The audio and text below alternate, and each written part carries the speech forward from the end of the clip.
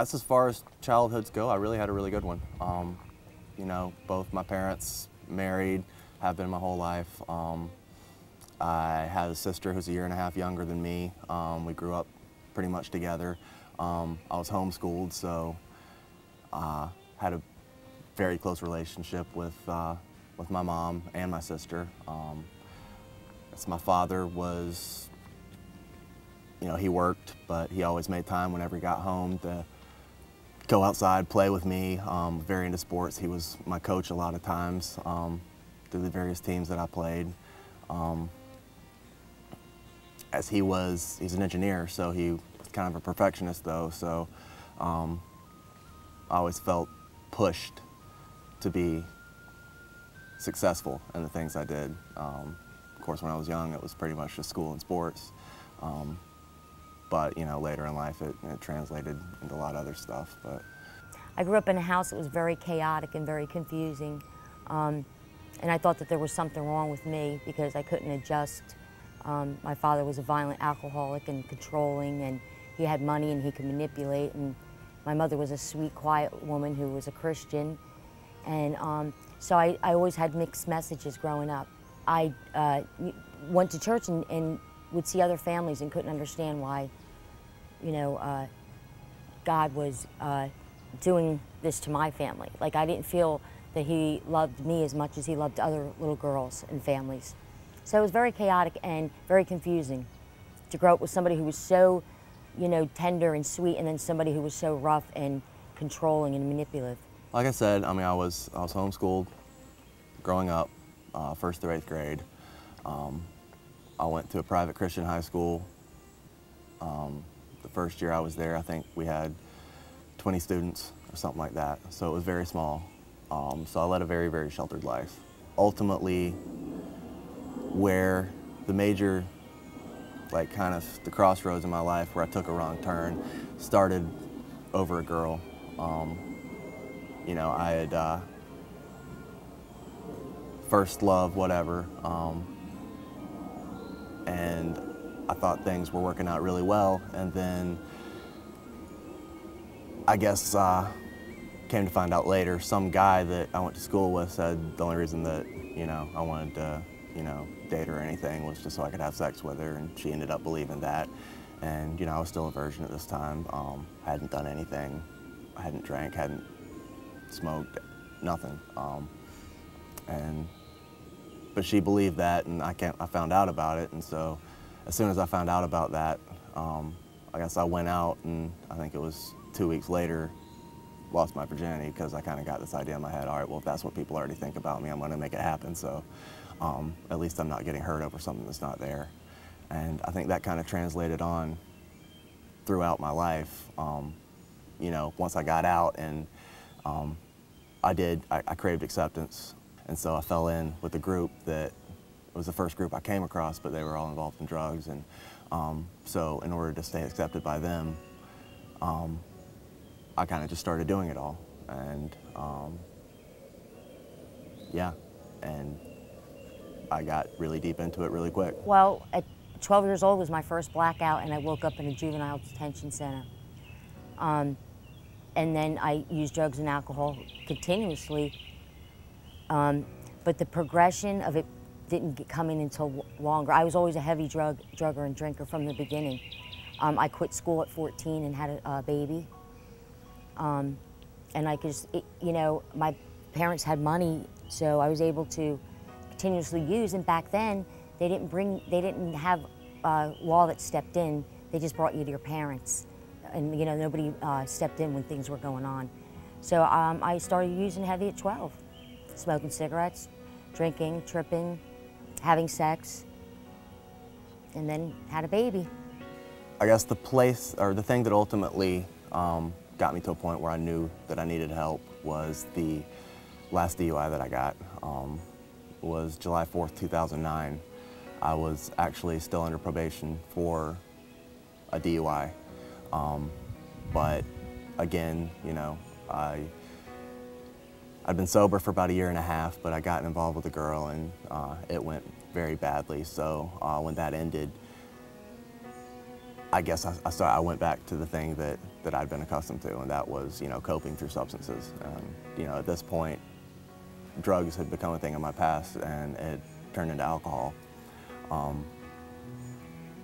But so I started drinking again, and I guess I was out at a bar and decided to drive home and got a DUI.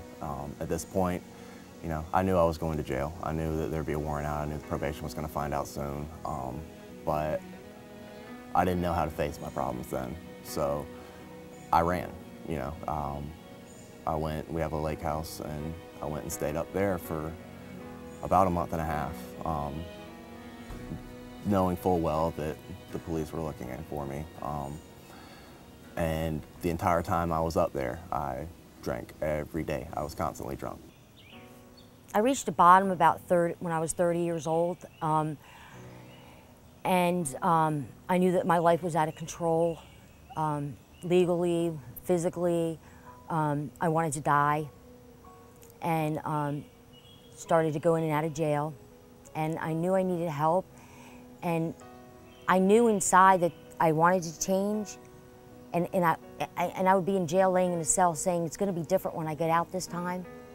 And I always went back to being the same and couldn't understand what was wrong with me.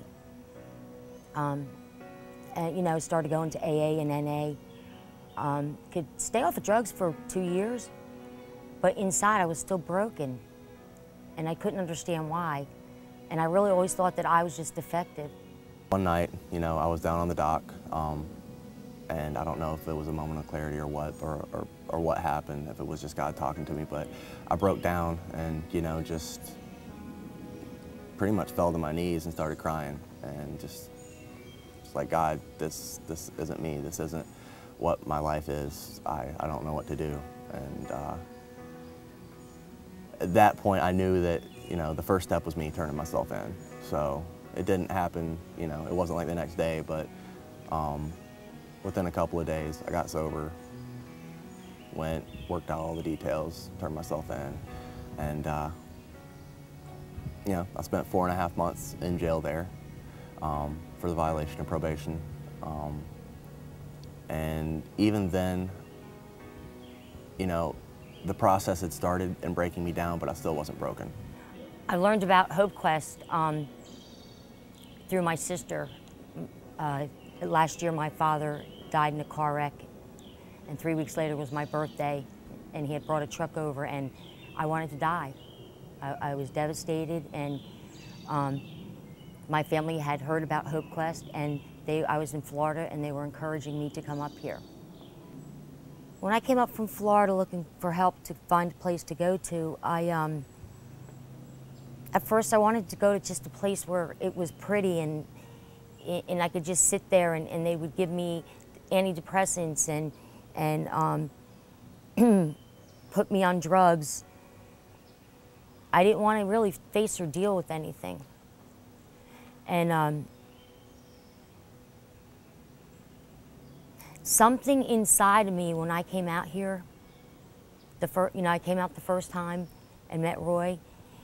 Even when I left here and I didn't want to come here, because like we go to classes all day. I didn't want to deal with anything about myself. It was too painful. I've been pushing it down for too long, and there was just something that kept tugging at me inside that said, you know, this is the place. This is where you need to be, and because I think I had given up. I had been in and out of treatments for 18 years. And I could get off the drugs and alcohol, but what I couldn't do was stay off of it because I would still feel the same way. So, it definitely is a God thing, because when I started going to the classes, it was something like I've never heard before. It was like I would just be weeping in class listening to things that were giving me the answers about why I did. I had so much shame, because inside it was like the things I'd done were horrible. You know, how am I ever going to be okay with that? You know, so once I started learning why I did the things I did, why I was mad at God, why I was drinking and running around, not taking care of my children, and getting high. You know, it wasn't because I didn't want to not take care of my kids or have a life. I couldn't. I was not capable inside. I was too broken. And it's nice to find out that everybody's got some kind of brokenness. You know, that you're not alone. If I hadn't come to Hope Quest, I would be sitting in Cherokee County Adult Detention Center. I would still, you know, I would be viewing myself as a failure. One of my things, I think when I came here, I was still a child.